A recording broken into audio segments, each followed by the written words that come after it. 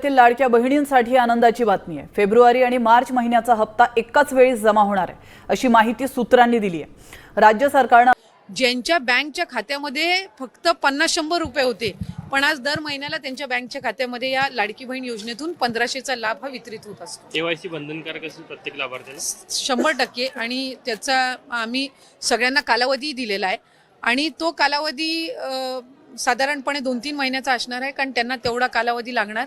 त्याचबरोबर आम्ही पूर्ण त्याच्यामध्ये माहिती दिलेली आहे की ते करत असताना ती प्रक्रिया अतिशय सोप्या पद्धतीने कशी केली जावी। त्याच्यामध्ये आमच्या स्थानिक पातळीवर जे महिला बाल विकास विभागाचे अधिकारी आहेत, अंगणवाडी सेविका, मदतनीस आहेत, इतर विभागांचे महसूल प्रशासनाचे सुद्धा आहेत, त्यांचंही आम्ही त्यामध्ये सहकार्य घेऊ आणि ई-केवायसी ऑथरायझेशन झालं की त्यांना नियमित लाभ मिळणार आहे। म्हणजे या ज्या तक्रारी आहेत की 1 महिन्याचा लाभ मिळाला, दुसऱ्या महिन्याचा मिळायला विलंब झाला, तिसऱ्या महिन्याचा त्या ठिकाणी थांबला गेला, तर या सगळ्यामध्ये सरळता आणि त्याचबरोबर सुलभताही त्या निमित्ताने येणार आहे।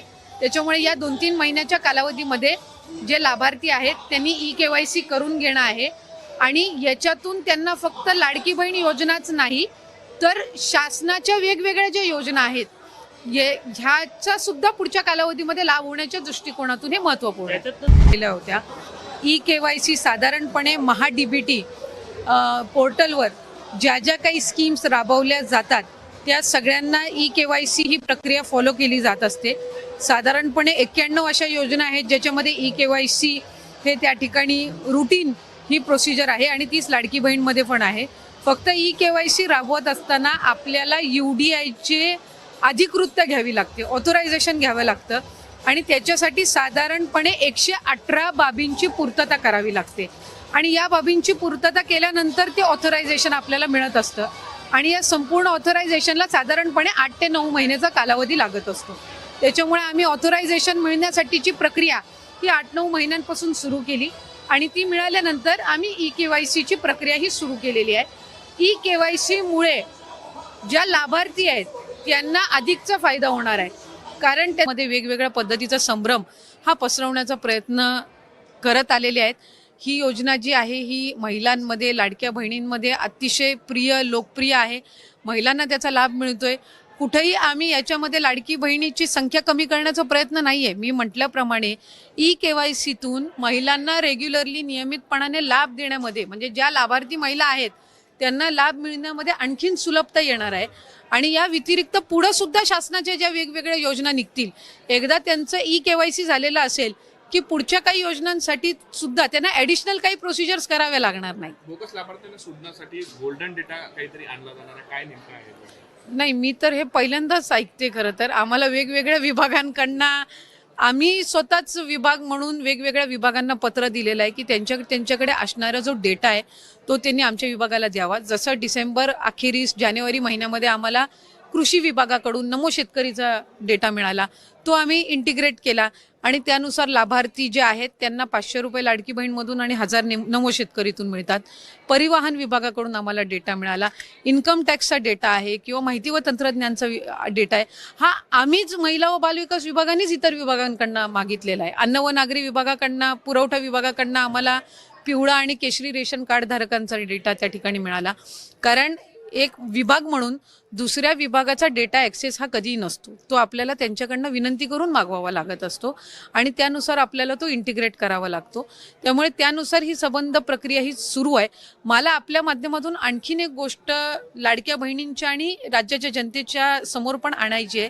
लाडकी बहीण योजना आणायच्या आधी जवळपास म्हणजे आत्ता जे काही 2-2.5 कोटी लाभार्थी आहेत याच्यापैकी 50 लाख पेक्षा अधिक लाभार्थी असे होते ज्यांचं आधार कार्ड त्यांच्या बँक अकाउंटला सीडेड नव्हतं, ते या लाडकी बहीण योजनेच्या माध्यमातून झालं। 50 लाखपेक्षा अधिक लाभार्थ्यांचे आधार कार्ड हे त्यांच्या बँक खात्यासोबत सीडेड झाले, म्हणजे त्यांच्यासोबत लिंक झाले।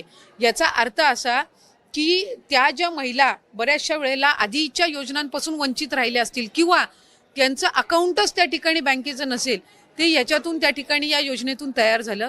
अशा बऱ्याचशा योजना मी आपल्या माध्यमातून सर्वच लाडक्या बहिणींना आश्वासित करते की महायुतीचे सरकार, आदरणीय मुख्यमंत्री देवेंद्र फडणवीस साहेब, उपमुख्यमंत्री एकनाथ शिंदे साहेब आणि दादांच्या नेतृत्वाखाली लाडकी बहीण योजना अशाच पद्धतीनं सुरू राहणार। पात्र महिलांवर कुठल्याही पद्धतीचा अन्याय होणार नाही हे विभाग म्हणून आम्ही दक्षता घेत आलेलो आहोत आणि ती पुढेही घेत राहू. जिथे जिथे स्थलांतरित कामगारांची संख्या जास्ती आहे तिथे महिला संघटनेच्या वतीने जर या महिला कामगारांपर्यंत पोहोचले आणि त्यांचे निवेदन हे संघटनेच्या माध्यमातून दादांपर्यंत पोचावे आणि मग या विभागाअंतर्गत दादांच्या माध्यमातून निर्णय व्हावा, म्हणजे आपला पक्ष या स्थलांतरित महिला कामगारांसाठी कार्यरत आहे आणि आपल्या माध्यमातून हे काम झालेलं आहे असं आपल्याला त्यांच्या पुढे नेता येईल. सार्वजनिक ठिकाणी शौचालय आणि आरोग्याच्या संबंधितल्या काही सूचना आलेल्या आहेत. लाडकी बहीण योजना आणि पिंक रिक्षा योजना ज्या वेळेला सुरू झाली त्यावेळेला सगळीकडेच ती दादांच्या नावाने आज ओळखली जाते आणि त्याचा आपल्याला निवडणुकीमध्ये सुद्धा आणि संघटने बांधणीमध्ये सुद्धा किती फायदा झालेला आहे हे आपण सगळ्यांनीच बघितलेलं आहे. पण त्याचबरोबर सार्वजनिक ठिकाणी महिलांसाठी शौचालय असणं ही सुद्धा तितकीच ज्वलंत बाब आहे आणि एक लोकप्रतिनिधी म्हणून किंवा महिला पदाधिकारी म्हणून साधारणपणे आपल्याला प्रत्येकालाच त्या एका अडचणीचा जवळून अनुभव आहे. ही जी सूचना आहे ती जे पुरुष प्रतिनिधी आमच्या कक्षामध्ये होते त्यांच्याकडून विशेषतर आलेली आहे. याचाही मी आवर्जून या ठिकाणी उल्लेख करीन की जशी लाडकी बहीण योजना आणि पिंक रिक्षा योजना आली तशाच पद्धतीनं महिलांसाठी ई पिंक किंवा पिंक टॉयलेट्स हे शासनाच्या वतीने त्या ठिकाणी उपलब्ध करून देण्यात यावे, जेणेकरून सार्वजनिक ठिकाणी महिलांसाठी शौचालयाची होणारी अडचण ही त्यानिमित्ताने दूर होऊ शकेल. महिला समानतेच्या दृष्टिकोनातून स्थानिक तालुकास्तरीय, जिल्हास्तरीय, राज्यस्तरीय जे महामंडळ आहेत त्याच्यामध्ये महिलांना समान संधी मिळावी अशी महिलांच्या वतीने एक आग्रहाची मागणी त्यानिमित्ताने होती. त्याचबरोबर जिल्हा नियोजनमध्ये ज्या आपल्या तालुक्यातील किंवा जिल्ह्यातील महिला अध्यक्ष आहेत, पदाधिकारी आहेत, यांच्या शिफारसीने सुद्धा त्यांच्या परिसरामध्ये विकास कामंही देण्यात यावी अशाही पद्धतीची सूचना ही त्यानिमित्ताने होती. पुढच्या कालावधीमध्ये महिला संघटनेच्या वतीने महिलांसाठी विशेष आरोग्य शिबिर आयोजित करण्यात यावे, म्हणजे राष्ट्रवादी काँग्रेस पक्षाच्या महिला संघटनेच्या वतीने आरोग्य शिबिर अधिकाधिक महिलांसाठी आयोजित होणे आणि त्याच्यामध्ये आरोग्य विभागाच्या ज्या वेगवेगळ्या योजना आहेत महिलांसाठी किंवा आरोग्याशी निगडीत त्याचंही मार्गदर्शन या शिबिराच्या माध्यमातून व्हावे अशी एक सूचना ही त्या ठिकाणी काही सदस्यांनी मांडली होती. 2 ऑक्टोबर ते 31 ऑक्टोबर महात्मा गांधीजींची जयंती 2 ऑक्टोबर रोजी, 31 ऑक्टोबर रोजी सरदार वल्लभभाई पटेल यांची जयंती. 2 ऑक्टोबर ते 31 ऑक्टोबर या कालावधीमध्ये नारी सांसद आयोजित करण्यात यावी अशी एक सूचना ही कक्षाच्या सर्वच सदस्यांनी त्या ठिकाणी दिलेली आहे.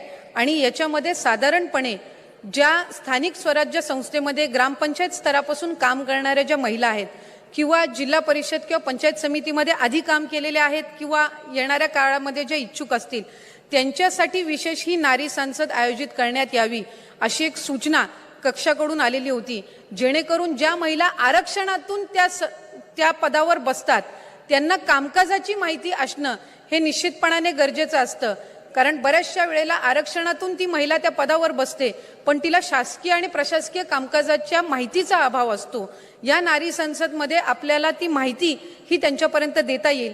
त्याचबरोबर जशी मॉक पार्लमेंट आयोजित केली जाते, मग एक सत्ताधिकारी पक्ष आणि एक विरोधी पक्ष आणि मग त्यांच्यामध्ये एक हेल्दी आर्ग्युमेंट होत असते, अशा पद्धतीचे सत्र हे या नारी संसदच्या माध्यमातून त्या ठिकाणी आयोजित करण्यात यावे अशा पद्धतीची सूचना ही या कक्षाच्या वतीने आलेली होती.